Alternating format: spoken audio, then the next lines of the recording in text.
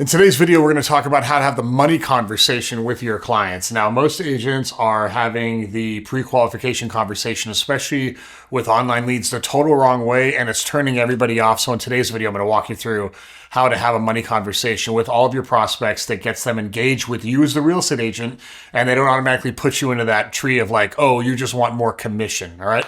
My name is Steve Olson. If this is the first time you're joining me, welcome.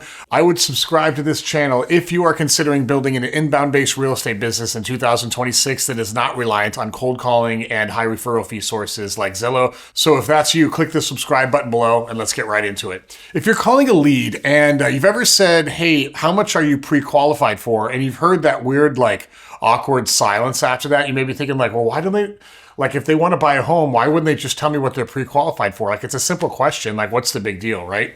Here's what I want you to remember. Everybody has a money story. Everybody has a money story.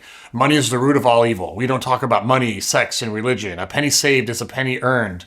There are so many stories that people have around money. Like, money is the ultimate energy to getting everything that I want. Money is materialistic. Money is good. Money is bad.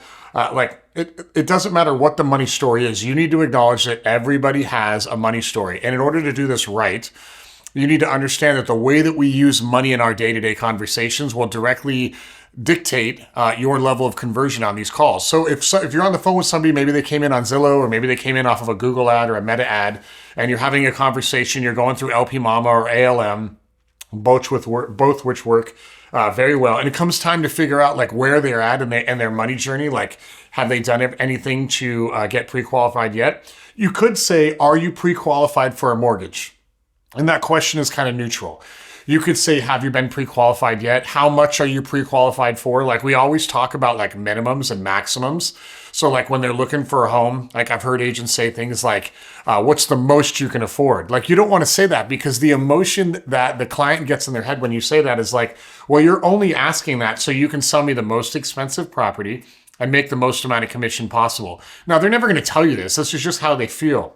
And if they're feeling this way, chances are they're not getting like super excited to work with you. So I want to give you a framework of how to talk about money, even if it's the very first conversation you've ever had with a prospect, that creates safety and trust in that so that they can give you, number one, accurate information. And number two, you're not repelling them from them thinking that you're just like every other real estate agent out there that hasn't been professionally trained in how to have these types of conversations. So we want to do this in a 3-part framework. We can do this in person. We can do it over Zoom. We can do it over the phone. Most commonplace is it's going to be over the phone.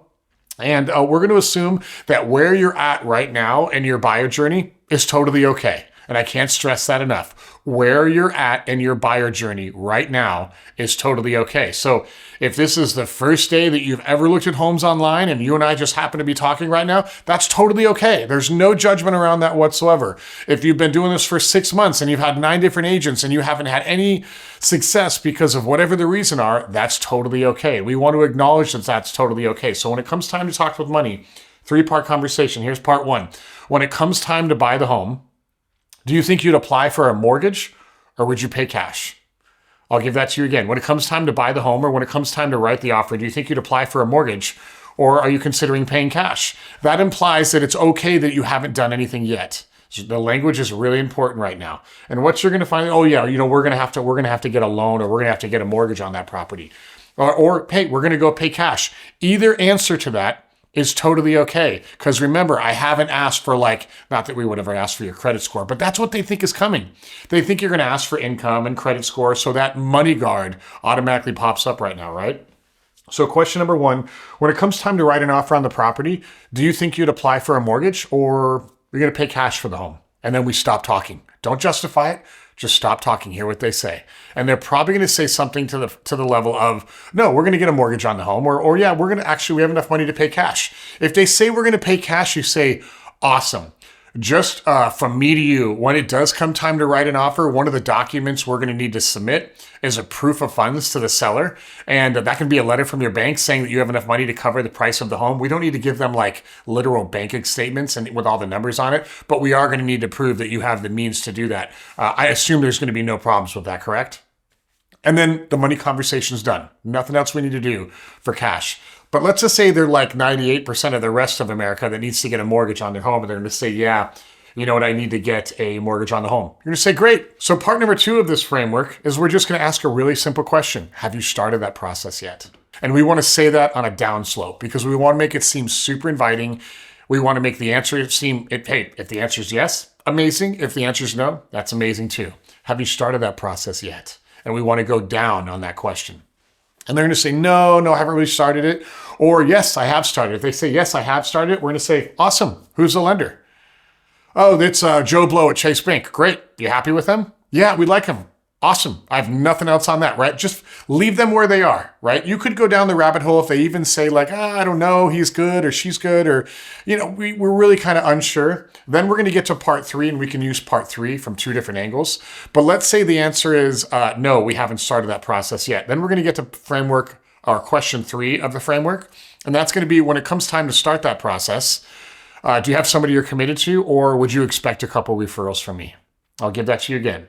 When it comes time to start that process, do you have somebody you're committed to, or would you expect some referrals from me, a few referrals from me? And I would literally like tap myself on the sternum when I say that. Why do we want to do this? This is a test close, if you think about it. Meaning we are saying like, hey, if I'm going to give you a referral, that probably means you and I are going to work together, right? So this is a form of closing for the client because nobody wants referrals from somebody they're never going to talk to again. It does happen, right? It's not 100%, but if they're going to give you the referral, most of the time that's you as a client. So it is a form of a test close. But again, it's reinforcing that wherever you are in your journey, I'm totally okay with. So let me give you that 3-part framework again. Hey, when it comes time to write the offer on the home, do you think you'd apply for a mortgage or would you pay cash for it? Oh, you'd apply for a mortgage. Okay, cool. Have you started that process yet? You haven't. Okay, totally cool. When it comes time to start that process, do you have somebody you're committed to, or do you want a couple referrals from me? Oh yeah, I mean, we've got somebody we're talking to, but the referrals would be great. Okay, well, listen, after this call, I'd be happy just to send you an email with 3 lenders that I've worked with in the past. I need to disclose something with you really quick. Number 1, I don't make any money off any of these lenders whatsoever. These are people that I've used in the past that other people have said they've had great relationships with. And in so many words, I'm vouching for them. So what I would do if I was you is contact all 3. See who you like the best, see who's giving you the best rate and the best terms. If you have any questions or something doesn't feel right, just reach out to me and I'd happily walk you through like all the stuff nobody talks about publicly. Does that sound fair? So now, like, not only are we giving them the referrals for the lenders, we're actually being an advocate to who they choose. But we have to, now, if you do have a financial arrangement with a lender, disclose that.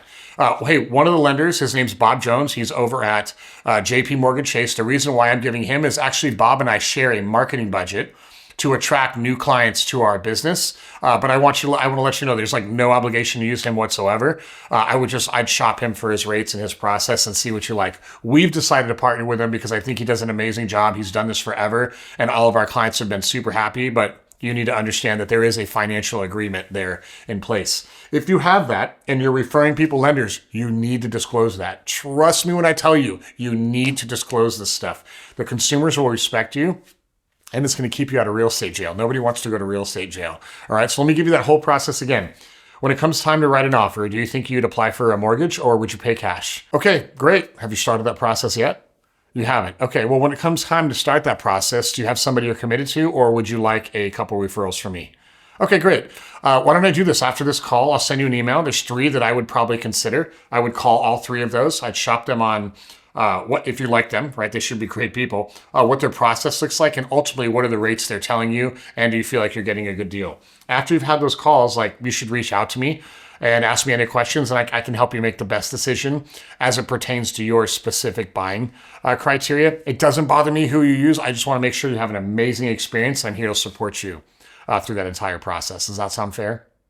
So again, we're taking ourselves as not the agent on the other side of the phone trying to get a deal. Now we're like literally an advocate for their success. And if you've ever gone through our entire script, which I'll create a whole bunch of videos on this going forward, if you've ever take any of our script writing or script conversion masterclasses, you know that like the way that we handle all this stuff, we do it from 2 perspectives. Number 1, I want you to know that I'm an advocate for your success. And number 2, I want to handle all of the objection handling in the way that I talk to them. Like I don't want to tell them something only for them to immediately follow up with an objection. So if I know, because I've done this tens of thousands of times, that they're going to object to certain things in the script, I'm actually going to inject those objections into the way that I say it so that they can feel safe around moving forward. All right. That's the 3 ways to have a money conversation. If you have any questions, let me know. If you want to build an inbound business in 2026, click a link below. The February group is launching really quick. We've got less than 30 spots left for the February group coming in.